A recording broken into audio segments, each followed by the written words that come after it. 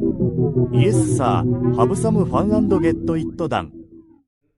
All right, hey, welcome everybody. This is a new take on the interview series. We're getting a little magical. We're gonna make this sort of a series of conversations, sort of spontaneous generation of the mind's percolations.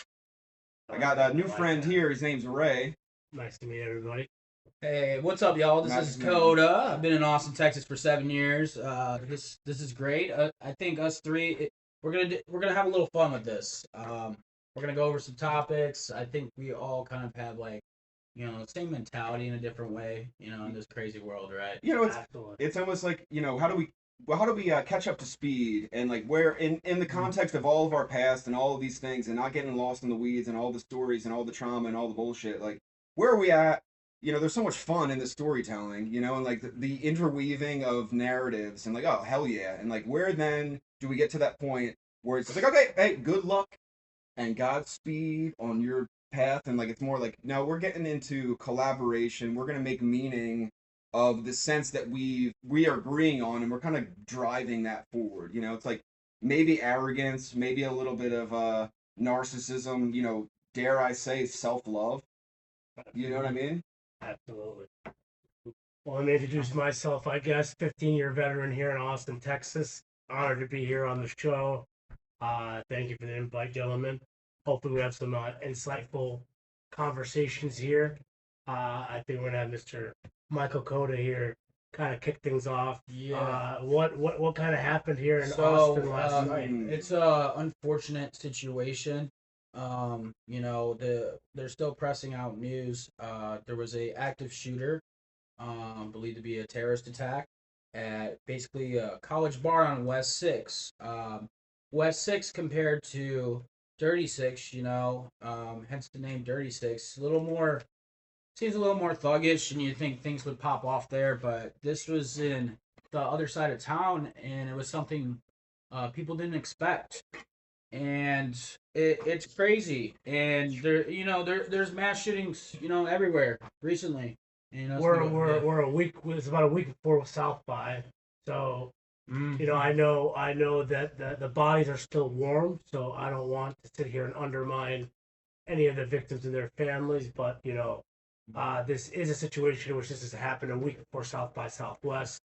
So I don't know what are the inclinations behind that? I mean, it's that whole thing of being able to strategically remove the emotional quality of our humanity and look at the patterns and like what would be the narrative that fuels this type of aggression that, in my opinion, and I feel like maybe we're agreed on this theme, is just like that there's a lot of theater that is imposed upon society to sort of shape the minds into agreeable notion of how we need more control and how we need more surveillance for our own 100%. safety. 100%. I think a lot of people hear that and they think like honestly they think like people are diving into conspiracy theories or unknown waters, but the reality is, like the vast majority of thwarted attacks in the United States have been situations that have actually been set up by the FBI.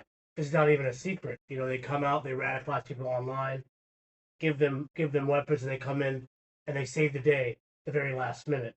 So it's not even that it's far fetched. It's repeated behavior over and over and over again. We have obviously I'm not gonna get too much into MK Ultra, but I think the new MK Ultra nowadays are SSRIs and these antidepressants they're giving people that essentially turns them into zombies and going out in the public and basically committing gross violence. So It's really a bizarre narrative when you really consider how, again, like it's built in such a way for these sleeper cells to be heavily traumatized to their childhood and so confused about their own nature and so confused about just like the ultimate suffering that they're going through. And then there's this, again, it always brings me back to the imagery of like Pinocchio and like Pleasure Island. Oh, And God, like that yeah. fat ass like carny guy businessman, and he's like he gets all the children to come and he gets them all addicted to the drugs and they all turn into asses. Mm-hmm. You know what I mean? And then and he's beating them and enslaving them because like they are stuck in their ways now. It's a really brutal form of psychological and emotional enslavement. Oh, absolutely. You can't even talk to some people these days. I was having a conversation with like a friend, acquaintance, and like he just some people just get so emotional over it, and let's just have a conversation. I like to solve issues, or at least try to solve the problems or figure it out. I think most people generally like to do that. And like the situation we had last night, like Ray, you own a security company, Yeah, right? yeah. And we just have more private security. I mean, everyone's like, oh, I don't even go outside. I don't club and stuff. Like, we get it, but there's you have to go outside. You can't have fear, right? Oh yeah. And there's guns everywhere. Like you can't just take everybody's guns. Do we trust our government?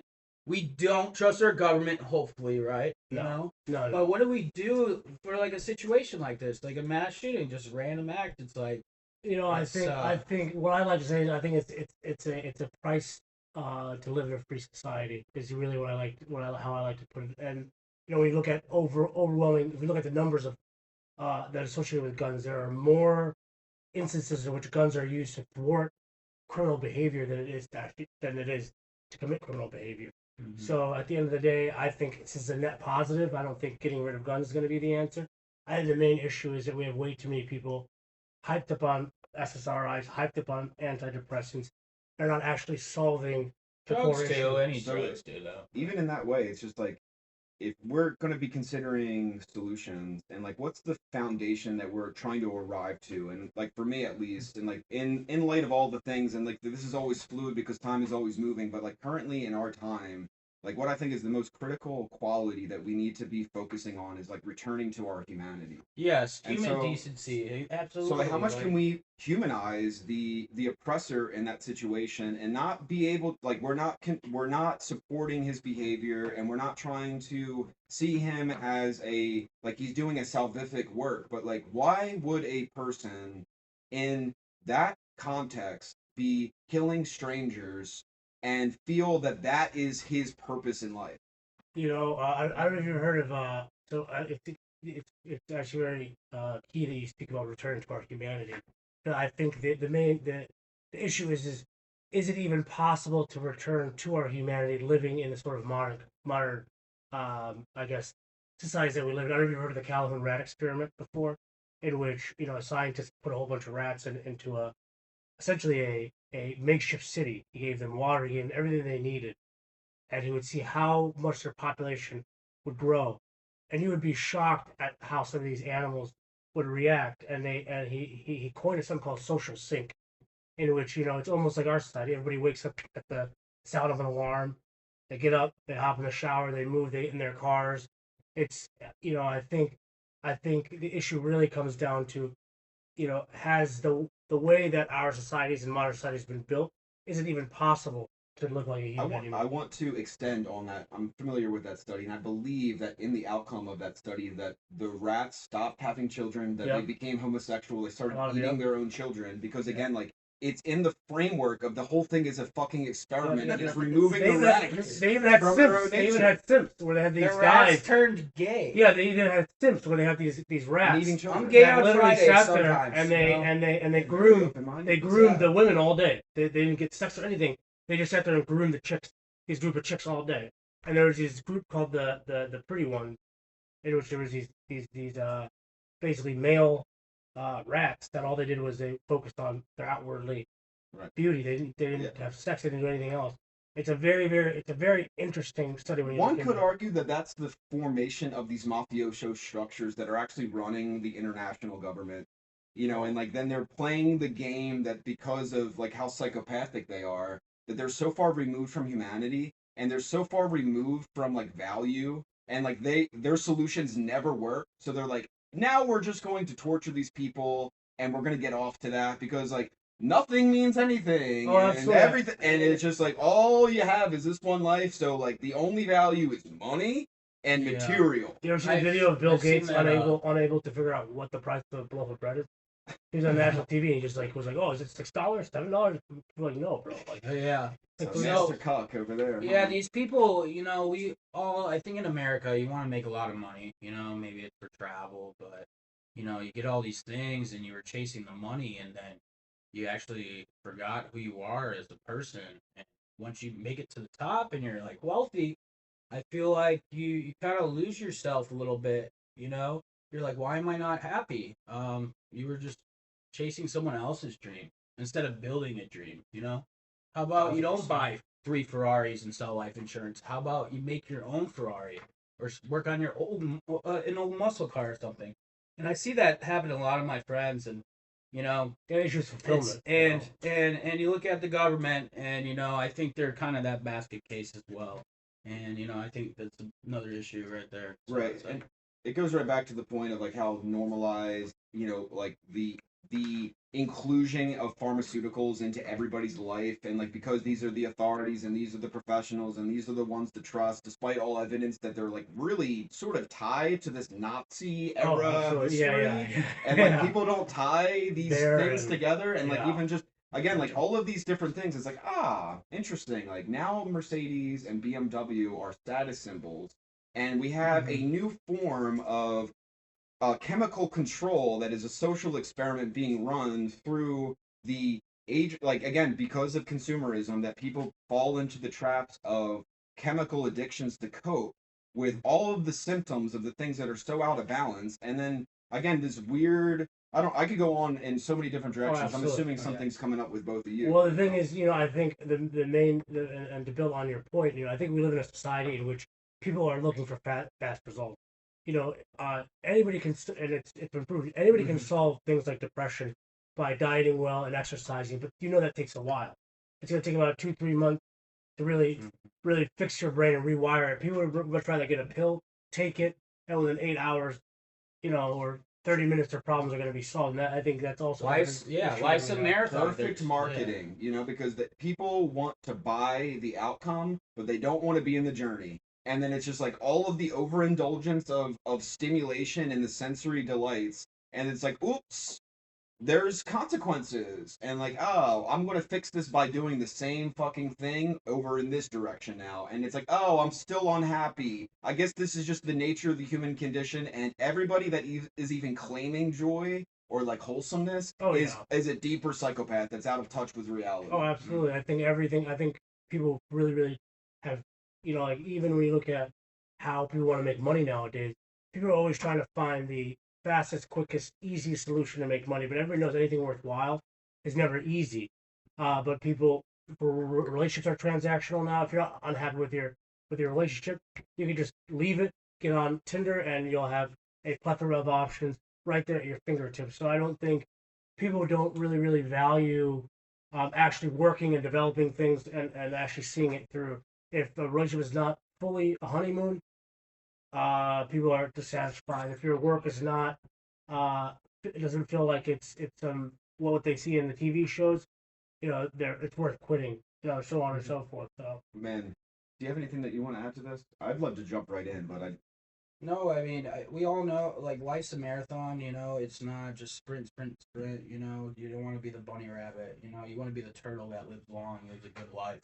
Right, so it's even to that point. Go ahead, do you have more? Yeah, I mean, just, it comes down to, like, just thinking outside the box and breaking the matrix in a way, and, I try to keep things always simple, we were cavemen at one point, even if you don't believe in evolution, we are our DNA. We're related to grizzly bears, like mice. The science, it's all there, and you can't let society take that gem you have right here. I believe everybody was born perfect. Some people were born with worse conditions than others, but it's the outside world that tears you apart, and that's mainly society. I feel very poetic, and I feel like it does tie with what you were saying also in regards to, again, the paradox of our existence as humans, of like in that truth of like in the long ancestral DNA lineage that brings us even back to mushrooms, and then like this nebulous primordial archaic confused, like it's just like being at peace with, like, doesn't matter how much you think you can look into the past, you're never going to find the answer, and like being able to be at peace with that, and it becomes like, again, like embracing the fact that we're animals, like embracing that reality of like there's value in understanding our human nature is curious about altered states of consciousness. That's very true. But if we're denying that truth, and then we're buying into a subscribed notion of what that means, falsely believing that we're avoiding this, then it's just like it's 100%. endlessly contradicted. And then it becomes more of, again, like what the points that you were making of the fabrication of expectations that have become so normalized, where like people are so fixated and they're so deprived personally that they're over engorged with hyperstimulation from all these exaggerated forms that are nowhere in reality. And even if that goes from the top with Hollywood and any soap opera bullshit down to like what is even going on the fucking media. 1,000%. And what's even wild is that we live in an age right now where your mom is a single call away, your friend's a single text message away, you're on social, you have 3 different social media websites that you're on, and people are lonelier today than when you had to send a letter that took a week and had to wait a response for another week to get back. People have less social ties. Neighbors do not talk to neighbors anymore, and I think that has a lot to do with why people are unhappy, because at the end of the day, you really can never get fulfillment from just a job. You really can't get a fulfillment from just you know gaming or even basic little hobbies that people partake in. You need that human connection, and I think that's another big piece that's been missing, and that's really deteriorated our society. It's very, very sad. I'd love to expand on that Yeah. because I think community is so important. That's why I'm so happy every day I wake up. I know my neighbors here. I know they'll take care of me if I'm in a situation, they're in a situation. We have a group chat of 200 people, but there's not a lot of people like that. They don't have communities like that. And I jump into a lot of different communities and it makes me feel so wholesome and connected. And we've lost touch, and it could be because of the cell phone. This is the worst drug there is. Imagine staring at your hand, for 8 hours a day. I think that's where we lost a lot of our human touch in a way. And it goes back to even the genuine curiosity of our adaptive nature and how genius we are as humans in our ethereal potentiality, and how dumb we are as our animals. Oh, And like the absolutely. inclusion of technology, again, like just even to put it in perspective, I love this analogy. 1816 was when the bicycle was invented, and it had like metal rims, and like it wasn't even pedaling, like no chains or You're nothing. right. 1816, 1969, allegedly we landed on the moon. You know what I mean? And like just as that is a thought, of like, and then the way that it has curved exponentially into this whole other form of human expression, it gives a lot more sense of the general generational divide, and like why it seems that the baby boomers are like supremely delusional. Well, the thing with them is, Ray, break it down for us. For the baby I have a huge gripe with the baby boomers. I'm not gonna lie. Yes. I This think needs to be asked. these are individuals that, relative to their population size, just a 5 times the amount they bought their house with $2 in a coupon. They tell us, why we can't afford Save anything. money. They're also excruciatingly anal, being nippy. They're not in my backyard. They don't want any housing. They want their taxes to be, or they want their home values to stay put or continue to appreciate. Yet they think that everybody should be moving out of their house at the age of 18 and making out in the world. They literally grew up in a world on easy mode. It's not even a lie. And they come down on our generation as if, we had it like they did. I'm sorry. You can back in those days, you can not have to go to college and get a reasonable job. A man could work at a Ford factory, but be able to afford a home. His wife could stay at home, and he could support a family of 3 on a single income. Nowadays, you could barely even support a family on a 2 income. You gotta work 4 jobs or open up a business or get lucky. Yeah, I think Oh, yeah. luck.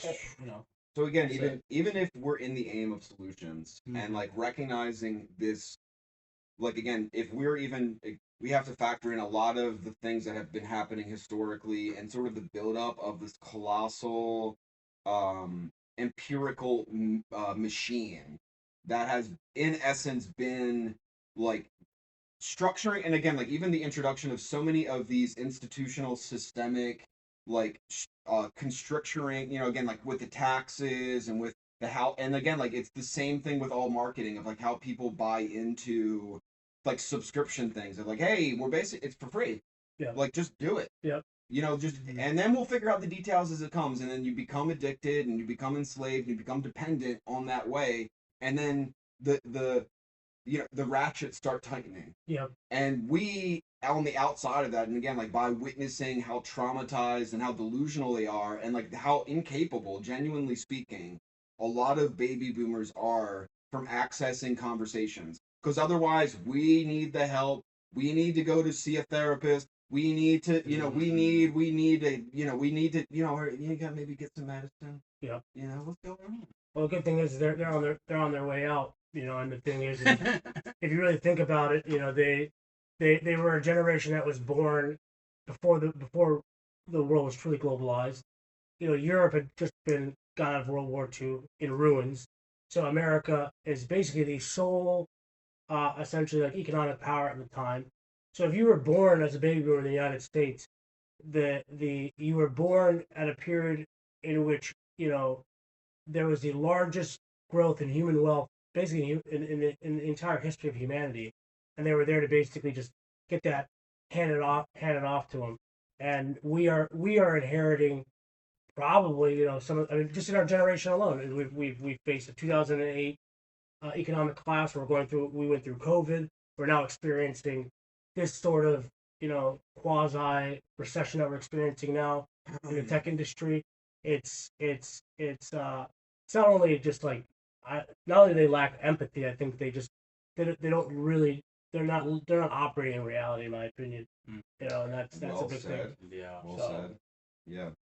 Yeah, because again, it's that weird generational structuring where they've fluffed them up and they've really inflated their sense of self and their sense of value. And because again, like we as our generation are basically, we have to be ultra creative with how we're able to move forward with integrity and intention, and it's like, oh, why don't you just get a job? And it's just like, for working for what? Like working for what? So that this money can be going to these, like, again, like furthering the constriction of our freedoms. Yeah.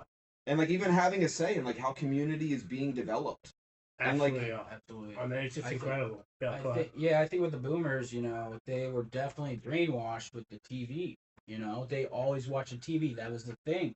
And that, we have so much information. We could use our cell phone and we could call out the BS, and you could find any fact, or you could just use YouTube and learn a new skill. But I feel like they were partially brainwashed by the government, or maybe if we did have a new world order, I'm sure all the leaders talk and plan, Absolutely. I mean, they grew up in a time in which even how deep that runs. Like the Simpsons writers are on the Epstein list. Which is like a whole other thing.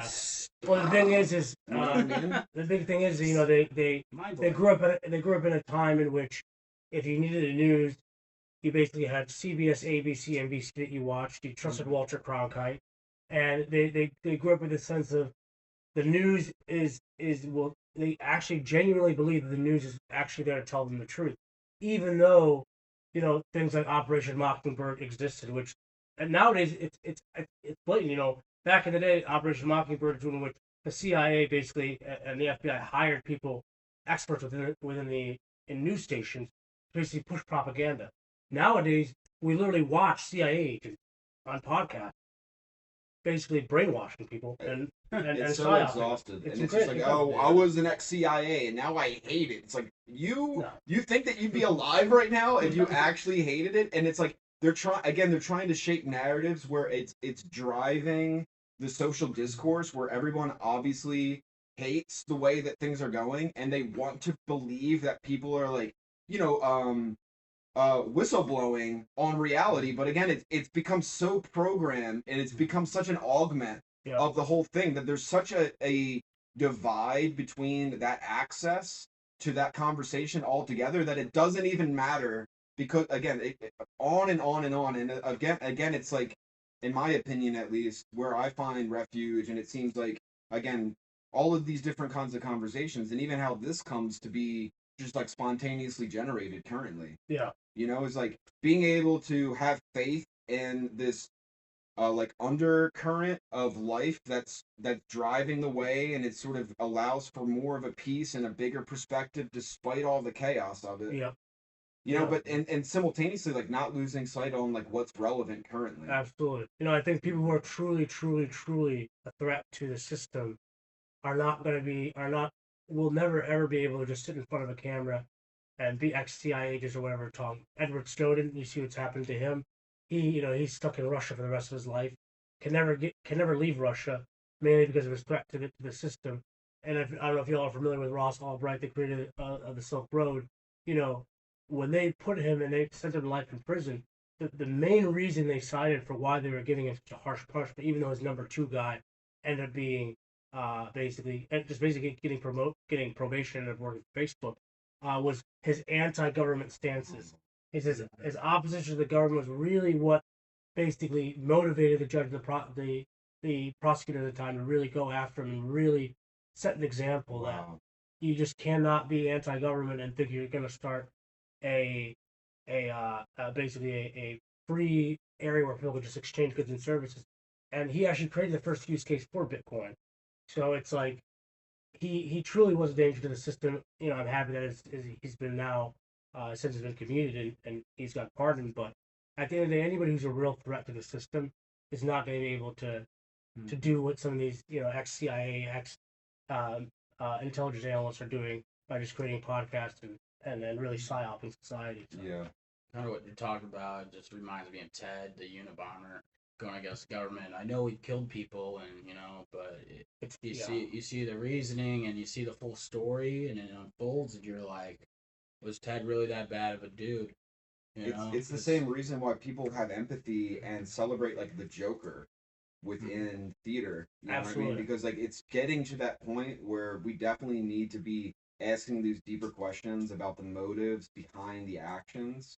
And so, would you consider yourself an accelerationist? I'm asking you, in the sense of, some people think the system can be reformed. Some people just say that no, I want the system to be overwhelmed and burned down as an accelerationist. So, I guess where do you fall? Good question. I definitely am more in the belief that like you can't throw the baby out with the bathwater, and like fundamentally again like these systems are made of people for people, and that like there's a parasite that has latched onto it, and then it's claiming if you kill me I'm going to definitely kill you, and like that's the agency by which it's been able to exist this entire time. So like I believe in a genuine like convergence where in my opinion like ceremoniously, and then we can get into more of these like deeper qualities of like the self-initiation into manhood, and like what makes brotherhood is like being able to carve like the pioneering path and trusting the way, and simultaneously knowing that by that effort and by that motion and trusting that other people are simultaneously building through time with a similar aim, and just trusting that all of the gaps are going to be filled, especially if transparency and respect is like maintained as the foundation. Absolutely. You know what I mean? Absolutely. Yeah. I mean, I guess, Michael, what would you consider? Where would you put yourself? Do you think the system can be reformed, or do you think would you rather be reformed, or basically, yeah? I mean, the government, the society we live in. Do you think, obviously, Uncle Ted, that's what I refer to Ted Kaczynski, the Unabomber, as. Yeah. He was more of an accelerationist. He just said we just need to turn the entire system down and build new institutions and a new way of organizing society. So, I could speak on America for sure because we pass these bills that are 1,600 pages long. The politicians can't even read them. They're falling asleep while they're passing these bills. We have 300 people in the lobby who, they're paying their friends. They're doing devious things. You have the Epstein files, for example. It all has to be rebuilt. And it's like, we're at the point, like, is protesting going to work, guys? No. I think violence is a virtue, and I think we're coming to that. Are we going to initiate it? Are we going to do it? I don't know in America. I feel like the younger generation's pretty weak, and like, I look at these college kids. They don't even eat correctly, and they're staring at a computer all day. They're brainwashed, Well, it's like we have to rebuild it, and Maybe we just gotta wait till all the old people pass. I don't know. I don't. I It's, don't what do you think. think? I don't What's think it needs to get to that point, and I Okay. do believe again, like all of this is trying to press on our emotional awareness to get us to our reactive place where we feel like our existence is being superiorly threatened, so that we have to act on that violent impulse when we know for certain that like by violence and by aggression is never a revolution able to be sustained, you know. And it's like being Yeah. able to understand, like even in all conversations about, you know, for example, like what's going on in Iran, Mm-hmm. and that like that the Marines and the people on that air force carrier or whatever its term is, Yeah. they're putting their shirts inside the toilets to back up the plumbing, to make bigger issues, to create, even in their own ways, to make their own you know, protests against it. But I'm in the same I'm in the same vein of you, and I'm so frustrated with artists and like creative people that are so brainwashed within like the reactive political programming, where like there's a false virtuosity in what they're doing, and like they don't even see that they're still focused on destruction, and they're not focused on communion and creation. Yeah, a lot of people speak and they don't know history. Like Ray, you know a lot about history. I know I'm still learning about history. I don't know everything. And all these people are speaking so quickly and they don't even follow the money trails. They don't know about American history. They don't know about world history or why the world works. And you guys just believe these people with this bullshit. Yeah. It's I don't know agree. what to say to I y'all. agree. Like, you know, do your research, be humble, and don't just jump in and throw your emotion. And you don't always have to pick a side. Just be a good Absolutely. human. Absolutely. That's what it comes down to. No, yeah. No, I You think know? yeah, and to build on the point regarding, you know, rather than tearing down the system, really finding basically some form, I guess what I got was some form of reconciliation. But you know, in a way, you know, entropy's inevitable. You know, they say all systems start off as order, and just by its very nature, the longer it lasts, the more it's going towards disorder. And I just it's gonna be interesting to see how the world is gonna shape over the next 20 to 30 years, with the boomers, you know, basically being gone. You know, they make them. You know, 80% of all small businesses are run by them. Most institutions in the United States are run by them. So there's going to be a large transfer, shift of not only wealth but power, and it's going to be interesting to see how these institutions and what's been created by them are going to be utilized. If it's going to be in a different way, if it's going to be in a better way, if it's going to be torn down, if it's, you know, it's going to be very, very interesting to see how that shapes up. A couple different points, but I believe we're watching by merit of their own mental and emotional deterioration, that this is collapsing at that same rate. And simultaneously, like the propaganda bubble of the West is dissolving so quickly, and like there's more of a recognition of like what you're saying is true. If the system and the structure is not well ordered and with a genuine design. Whereas, like again, like Iran has been a civilization, you know, back to the Persian empires. Like Russia is thousands of years old, and like they still have indigenous ways and traditions and customs like already in their fabric.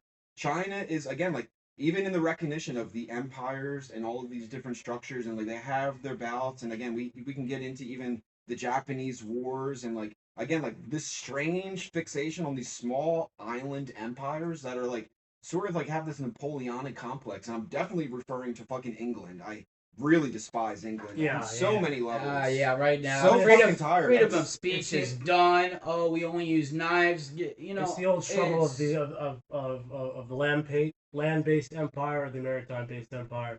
You know, and I think the British, to give them where credit's due, I have the same. I don't think our viewpoints differ very much as far as our antipathy towards the British Empire, but you know, in a way, they've also they're also a people who have lost their way. You know, if you look at the first people to ever to basically reach the top of Everest was a was a man of British nationality.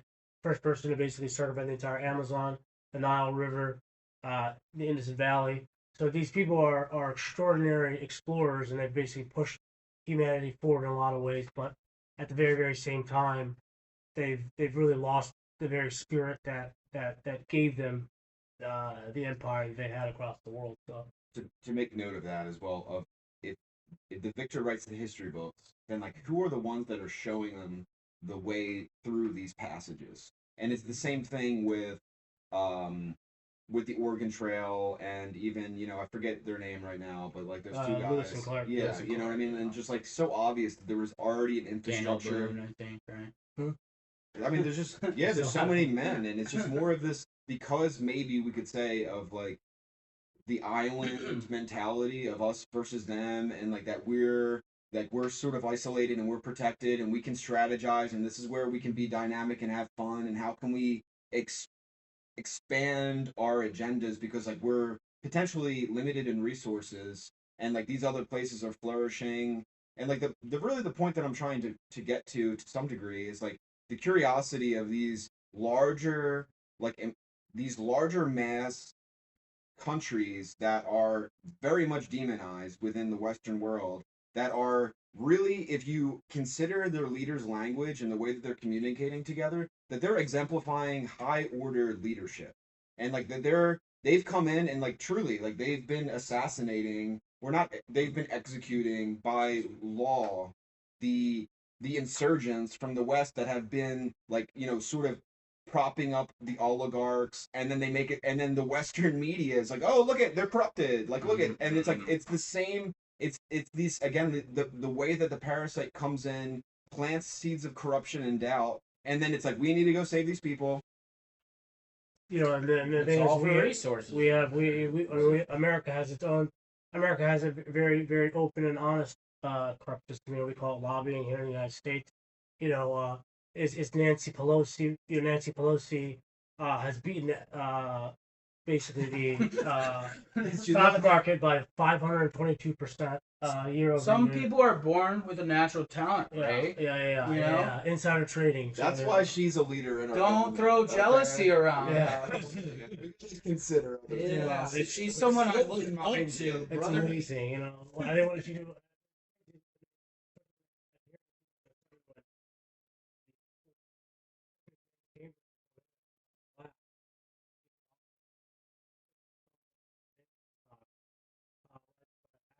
Crazy, it took her that long to finally start making money off this But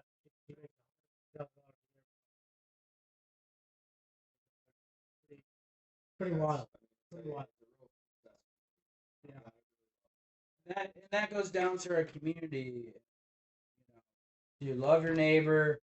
Figure out who like the mayor should be walking the streets every day. I think honestly, not just taking their deals from their friends and making a bunch of money, because that's kind of what happens in politics. Well, I get it. Like I want to help you guys, are my friends. I want to help you guys out, but it gets so extreme, and I think greed is what has ruined this country. We all have a right to and petition made it our government. Yeah. That's basically enshrined in our legal system. But if people have a right to petition our government, then those who are the most powerful, the most wealthy, will always be at the front of the line if that's the case.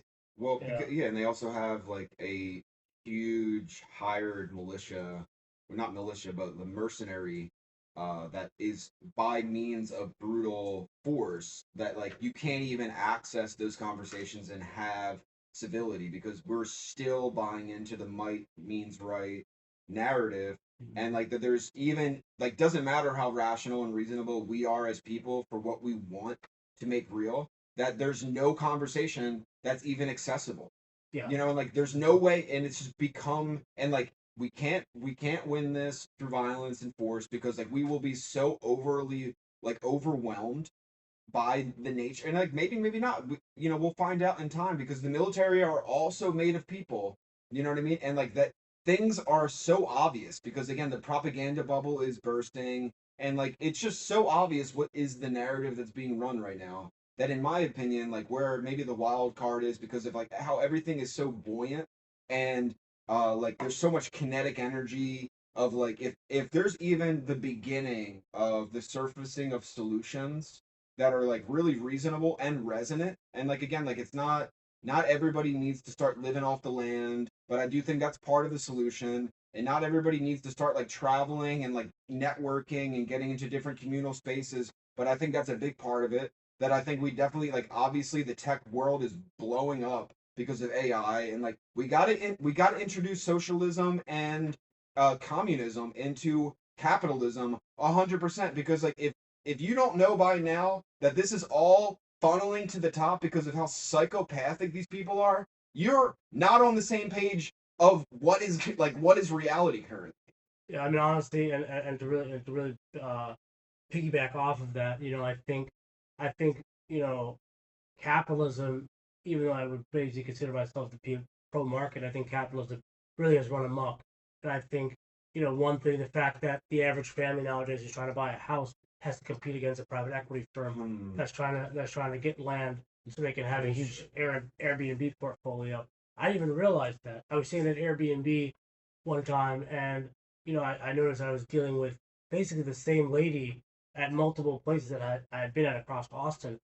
Lo and behold, she's working for a large private equity firm based out of New York that owns about 40 properties across the Right. city, and they manage it just like that. So it's incredible. I think sometimes the market needs to be changed. I think that there has to be, I guess basically guardrails put on it Like in a way. example, Austin. All these skyscrapers that came up, most of them are actually oil and gas. Besides like the 14 Google buildings, a lot of people don't know there's not just one Google building. They came up with in these skyscrapers, their assets, so they could take out more money and more loans, because this is their asset. They own this empty skyscraper that 20 people live in all over Austin. They try to it's empty in those, and it's Right. ruined our city. So it even goes back to just how fucking blatantly obvious the theater is of like, oh, look at Austin is booming and come and invest your capital. And then like Oh. again, like the people that are in those positions of power are so separated from reality on the streets From and like small what business owners yeah. and like And it's like, yeah. ooh, my investment potential Yeah. and a return of what? And it's just like, yeah, like of course, like the banks are fucking printing the money when you're taking out your loan, and then you have to pay interest on what the fucking play money is. Yeah. And it's like, wow, like of course, if you're playing that game, like of course anything else is gonna be played over it. Yeah. You know? Yeah. Ugh. And that's what's crazy about it. When we had the stimulus that came out during the COVID, there's an economic phenomenon called the Cantillon effect, in which when the money first goes in, it goes into the hands of the rich and the powerful. They came. That's why stock prices went up. It boomed. All these tech companies made money during COVID. And by the time the money had trickled down to the populace, people like you and I and the average Joe, inflation had run amok so much that the money that ended up trickling down to us was essentially null and void. It was worthless. It did nothing for us. So it's even when the government is trying to be altruistic and try to help us out, at the end of the day, it ends up fucking us over much harder than a lot of people anticipate. And that's the real reality, the sad thing about how things are in our society today. So This is true.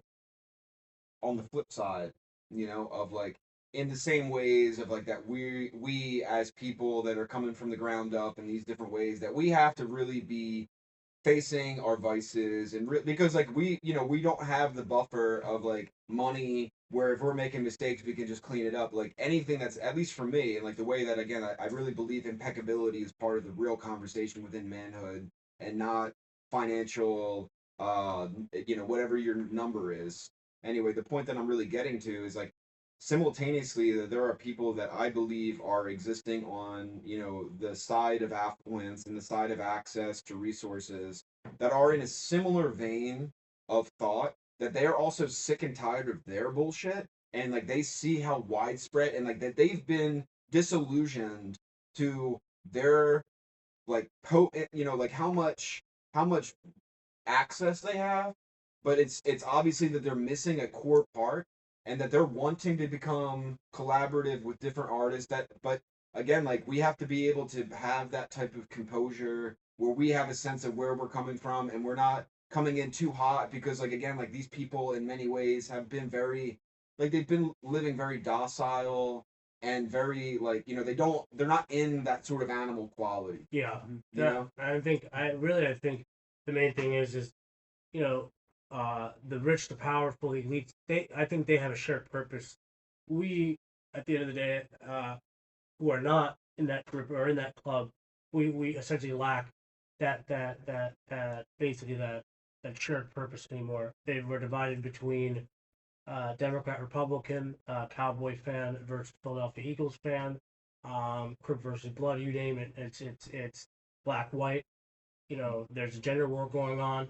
So I think there's multiple ways in which people are divided, but people who are at the top, these elites, these people who are really at the backbone of running our societies, they all have a shared purpose, a shared goal, and a shared vision, and we all just lack that. And I think at the end of the day, as long as that's the case, I think we're never really going to truly be able to win. Man, that's a really great point. And the fact that oftentimes that their commitment to that structure is based and bound within bad decisions, Yeah. and the blackmail and the coercion to maintain that narrative, and like again, they're getting killed left and right from within their own structure, because like it's just the diametric opposition of like, again, like that.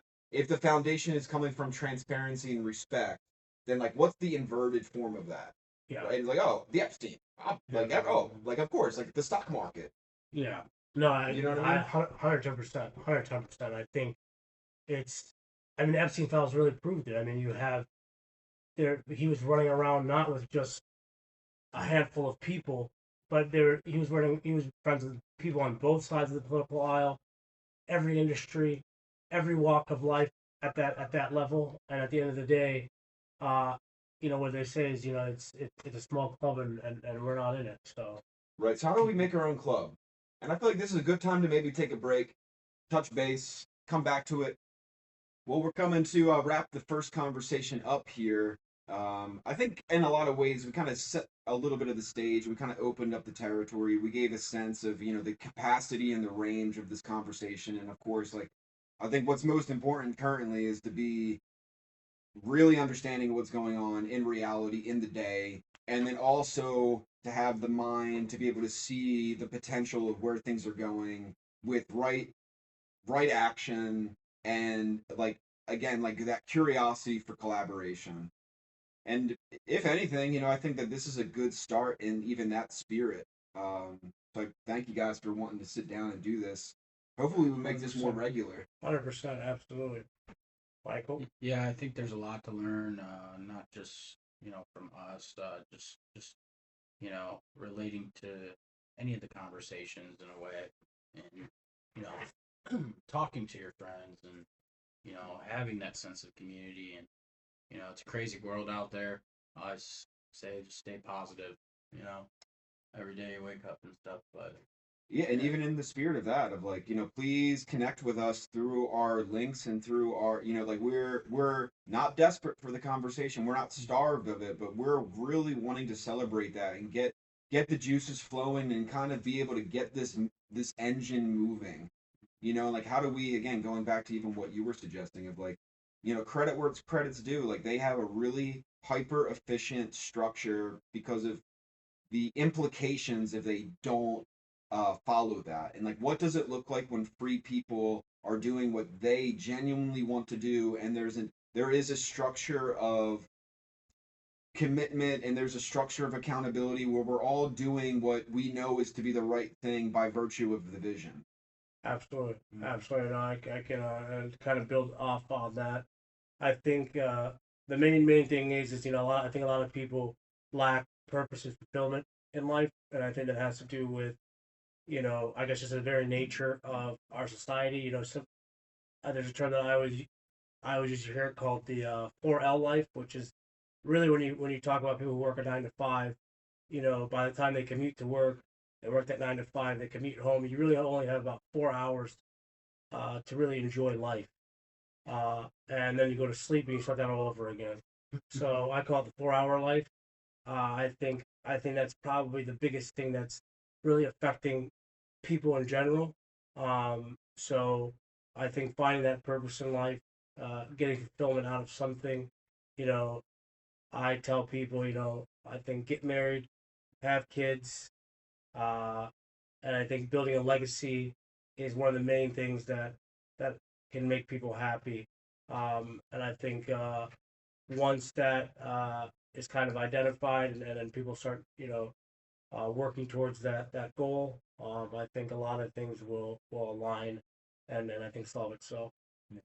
But of course, really knowing when that love is coming from genuine love and not desperation to follow a narrative, because then people fall into those traps of having children with people that they don't love, and then infidelity, and then it becomes another housewives of whatever bullshit going on, because like people are so lost in the sense of who they are, and they became bound with bad decisions that seemed right. But again, like not everything, not everything is as it seems in those ways. Yeah, absolutely. Me just being 31 and relating to a lot of older people, I have so many older people that I know who are very successful. They have been through divorces and they did not pick the right human, and it eats their soul every single day. Love is a dangerous drug. I just want to tell you guys that.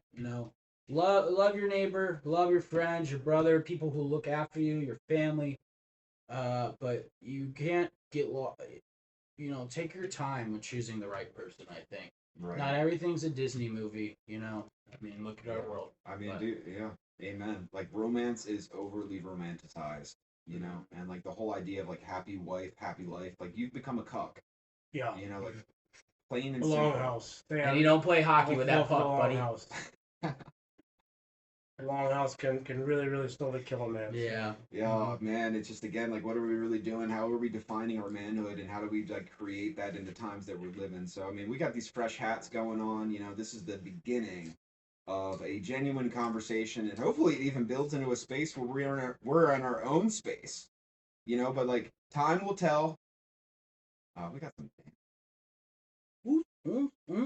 Get it done, ladies and gentlemen. On Sunday, we're still gonna make it a positive day, even with the tragedy and stuff. You just gotta keep living life. The world keeps spinning, the engine keeps running, the heart keeps bleeding for love. Maybe we gotta go for it. We'll figure out how to make this regular. Maybe on Sundays, maybe not. Maybe if even as a thought to be introducing to the series, like please leave comments if you want us to talk about anything. Otherwise, we're gonna just talk about whatever we feel like is moving in the current and tie these things together in different ways. Where I think it will come to a decision point in how we're making meaning of this. So it even brings accountability into the space, and we want you to hold us accountable for these things. Yep. So Am I please right? subscribe. We love you guys. Yeah, all right. Hey, that's been fun. Any final thoughts? Honestly, really, I think I kind of left off with kind of giving a small bit of advice, but honestly, me myself, I'm figuring out this world as well. So I think we can all do it together. And just I mean, the main thing is finding a sense of community, finding support. I think is a very, very big thing. People who support you. And just always remember that nothing worthwhile in this world is ever going to be easy. So just always keep that in mind. Yeah. Oh, man. That's even a great place to start again. So, yeah, thanks again for your time, y'all, and we'll see you soon.